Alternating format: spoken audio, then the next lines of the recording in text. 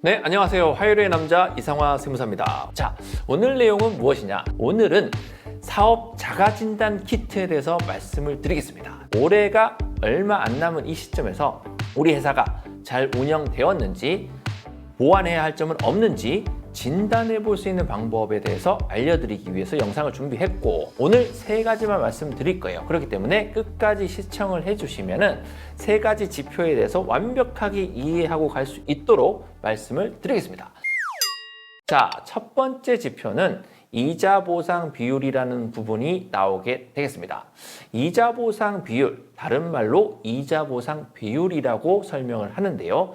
이자 보상 비율은 도대체 무엇이냐라고 하면은 기업이 영업이익으로 돈을 벌어서 이자 비용을 얼마만큼 감당할 수 있는지를 보여주는 지표입니다. 자, 이자 보상 비율은 영업이익 나누기 이자 비용입니다. 자, 이자 보상 비율이 1이라는 부분이 나오게 되면은 비율로 환산하면 100%가 해당을 하겠죠. 자, 쉽게 얘기해서 1억 벌어서 1억의 이자를 내시게 되면 이 이자 보상 비율이 1이 나오겠죠. 영업이익으로 이자 비용을 충당하고 나면은 0원이 된다. 남는 게 없다라는 말이 됩니다. 자, 그러면 이자 보상 비율이 1보다 큰 경우에는 영업에서 번 돈으로 이자 비용을 충당하고도 돈이 남는다는 의미에 해당을 하겠습니다. 자, 이자 보상 비율은 크면 좋다. 근데 계산했더니 0.8 나와요. 이분은 심각하게 고민을 하셔야 됩니다. 내가 사업을 해야 되는지 안 해야 되는지를 심각하게 고민을 해보셔야 됩니다.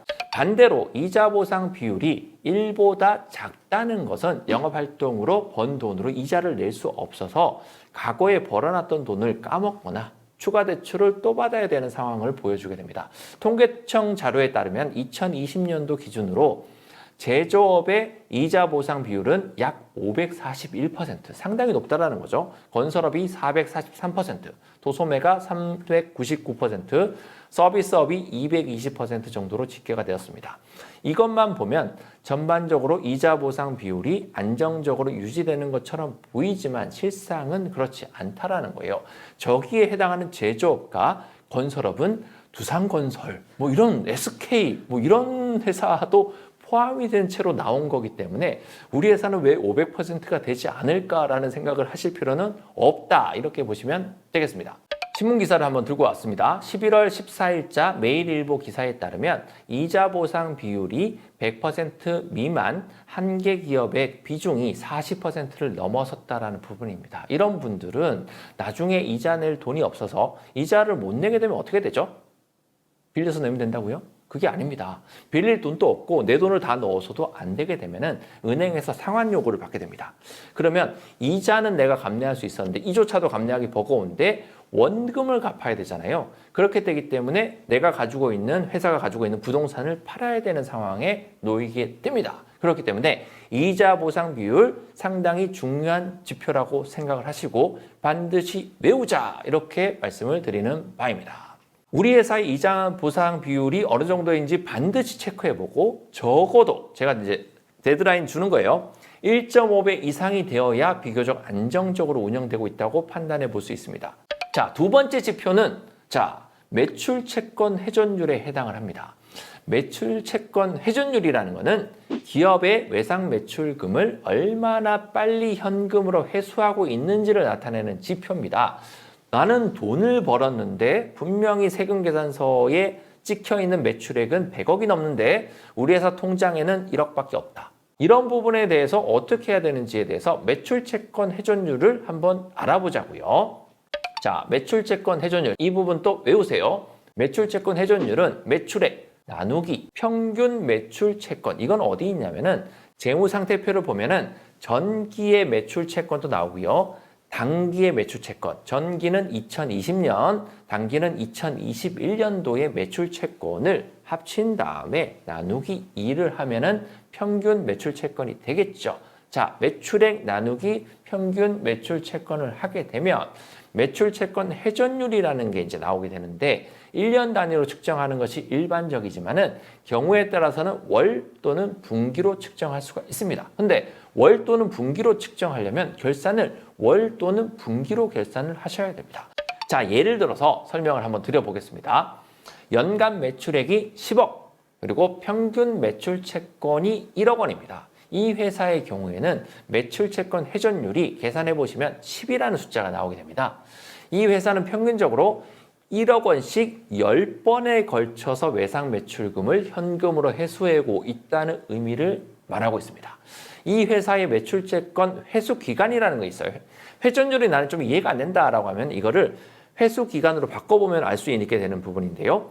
1년은 365일이잖아요. 365일을 나누기 10번을 하게 되면 우리는 36.5일에 한 번에 거쳐서 외상 매출 대금을 회수한다 이렇게 되는 거고요. 평균적으로 외상 매출금이 발생을 해서 내 통장에 꽂히는 데까지 걸리는 시간이 돌고 돌아서 36.5일이 걸린다는 의미에 해당을 합니다. 그러면 우리는 돈을 벌었지만 내 통장에는 늘 36.5일만큼의 돈이 없다라는 부분을 인지하셔야 되는데 다음 페이지 보실까요? 매출채권 회전율이 높다는 거는 그만큼 자주 빠르게 외상대금을 회수하고 있다는 것이므로 자금 흐름이 잘 관리되고 있는 회사라고 할 수 있습니다. 근데 반대로 매출채권 회전율이 낮은 회사는 그만큼 대금 회수가 순조롭게 진행되고 있지 않고 극단적으로는 흑자 부도가 날 수 있는 회사라고 보여집니다. 매출이 100억인데요. 매출채권 회전율이 극단적으로 낮은 회사는 매출채권을 40억, 50억을 끌어안고 가기 때문에 삐끗하게 되면 그 거래처가 상대적으로 부도 나버리면 어떻게 됩니까? 연쇄적으로 부도가 나게 된다는 부분인 거죠. 자, 우리 회사의 매출채권 회전율이 7, 8회 이상이라면 안정적으로 운영되고 있다고 보시면 될 것 같고요. 5회 정도에 미달하는 회사라고 하면은 언제 문을 닫아도 이상하지 않다라고 보여집니다. 그러면 아까 전에 이자 보상 비율로 연결됩니다. 돈이 계속 마르고 있잖아요. 없잖아요. 그럼 어딜 가야 됩니까? 은행을 가야 됩니다. 그래서 이게 계속 돌고 도는 쳇바퀴처럼 도는 거예요. 세금 내고 이자 내고 자기 가지고 있는 아파트 회사에 다시 집어넣어서 세금 내고 이자 내고 몇 번 반복하다 보면 회사 부도 이렇게 됩니다. 그래서 진단 키트의 두 번째로 매출 채권 회전율이라는 부분을 설명을 드렸습니다. 세 번째 지표가 나옵니다. 매입 채무 회전율이라는 부분입니다. 매출 채권의 반대말이겠죠. 우리 거래처에다가 우리가 거꾸로 줘야 되는 돈입니다. 우리 회사의 변제 속도를 표시해주는 지표로서 매입 채무 회전율이 높은 회사일수록 지급 능력이 상당히 양호한 상태를 나타냅니다. 자, 외우시죠? 자, 이 파트도 스크립트 찍어주세요. 매입 채무 회전율은 매출액, 손익계산서에 있다고 말씀드렸습니다. 평균 매입 채무를 나눠주시면 됩니다. 평균 매입 채무, 2020년도 매입 채무와 2021년도 매입 채무를 합친 다음에 나누기 2. 네, 이렇게 외우시면 되겠습니다. 비교적 쉽습니다. 나는 머리가 나빠서 잘 모르겠다 하셔도 걱정할 필요 없고요. 옆에 띄워놓고 손익계산서하고 재무상태표 보고 그 숫자 그대로 가지고 와서 계산해보면 아무것도 모르시는 우리 대표님도 충분히 계산할 수 있다는 거 아주 간단한 진단 키트다라고 말씀을 드리겠습니다. 앞서 말씀드린 매출채권 회전율 사례에 더해보면 이 회사의 평균 매입 채무가 5천만 원이라고 가정을 해보겠습니다. 이 회사의 매입 채무 회전율은 20회가 된다는 게 나오게 되겠습니다. 왜냐하면 매출액은 똑같다라는 부분인 거죠. 그러면 매입 채무 상환 기간도 똑같이 365일 나누기 20회를 하게 되면 18.25일이 나옵니다. 매입 채무 회전율이 10회 이상일 경우에는 지급 능력이 양호한 회사로 진단할 수 있어요. 이 경우에는 매입 채무 회전율이 높아서 지급은 상당히 양호한 회사라고 보여지는데 콜라보를 한번 해보자고요. 매출채권하고 매입 채무하고 콜라보를 한번 해보겠습니다. 매출채권 회수와 비교를 해보면 이 회사는 매출채권을 회수하는 데 걸리는 시간은 36.5일, 외상 매입대금을 지급하는 데는 18일. 그러면 퉁 치고 나면은 18일만큼의 이 회사는 항상 돈이 모자란 회사예요. 상대방의 우리 거래처가 부도가 전혀 나지 않는다라는 것을 가정을 하고 그리고 선매입이 아니라 매출이 먼저 일어나고 후발적으로 매입을 준다라는 가정을 하더라도 이 회사는 18일만큼의 매일매일 자금 압박이 생기는 거고요. 더해서 돈은 빨리 지급하는데 빨리 거래처에서 돈을 못 받게 되면 이 격차는 점점 벌어져서 나중에는 흑자도산이 그래서 발생을 한다라는 부분입니다. 자가진단 키트를 돌려서 이 세 가지에서 우리 회사가 위험 리스크는 없는지를 반드시 생각을 해보셔야 된다라고 말씀을 드리고 싶고요. 그러므로 정확한 진단을 위해서는 각각의 경영 지표들을 따로 분석할 것이 아니라 한 자리에 모아놓고 우리 회사 상황을 판단할 수 있어야 돼요.